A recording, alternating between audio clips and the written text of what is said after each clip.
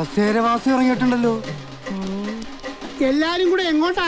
മല്ലയുടെ ബംഗ്ലാവിലേക്കാ. കുടിയേറ്റക്കാരെല്ലാം ഒഴിഞ്ഞു പോകണമെന്ന് മല്ലയുടെ ആൾക്കാർ വന്ന് പറഞ്ഞു. ഒഴിയാൻ പറ്റൂലെന്ന് ആശ നേരിട്ട് പോയി പറയാൻ പോവാ. തിരിച്ചു വരുമ്പോൾ ആ കസേരക്ക് ചിലപ്പോ നാടില്ലാണ്ടാവും. നടുവും തുറന്ന് അടുത്ത പ്രാവശ്യം ഞാൻ ഇരിക്കേണ്ടി വരും. പക്ഷെ ചുമക്കാൻ ഈ തെണ്ടികൾ ഉണ്ടാവോന്ന് എനിക്കറിയില്ല. എല്ലാം ഞാൻ നേരിടാൻ പോവാ. നാരായണ കട നോക്കണേ.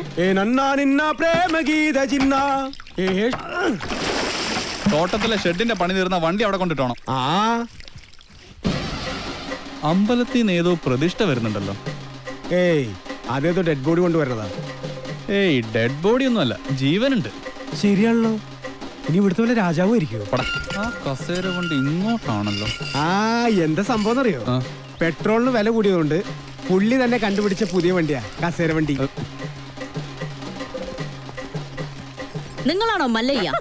ഇത് മല്ലയല്ല, മല്ലയുടെ സെക്രട്ടറിയേറ്റാ. ഞങ്ങൾക്ക് മല്ലയ്യയെ നേരിട്ടൊന്ന് കാണണം. എന്താ കാര്യം? അത് മല്ലയ്യയോട് പറയേണ്ട കാര്യം. മല്ലയോട് പറയേണ്ട കാര്യം ആദ്യം ഇവിടെ പറയണം. എന്നിട്ട് അദ്ദേഹത്തോട് പറയേണ്ട വല്ല കാര്യമാണെങ്കിൽ ഞാൻ അത് അവിടെ പോയി പറയും. അതാണ് എന്റെ ജോലി. ഹലോ, ഇവിടെ പറയുന്ന കാര്യങ്ങൾ അവിടെ പോയി പറയുന്നത് അത്രക്ക് നല്ല സ്വഭാവമല്ല. സമയം മെനക്കെടുത്താത്ത കാര്യം പറ. താഴെ ഇറക്കടാ. ഞങ്ങളുടെ ഭൂമിയിൽ നിന്ന് ഞങ്ങളെ ഇറക്കാമെന്ന് ഇവിടെ ആരും വിചാരിക്കണ്ട. അനധികൃതമായി കുടിയേറി പാർത്തവർ എത്രയും പെട്ടെന്ന് ഒഴിഞ്ഞു തന്നേ പറ്റൂ. അല്ലെങ്കിൽ ബുൾഡോസർ ഉണ്ടെന്ന് മല്ലയെല്ലാം പൊളിച്ചടുക്കും.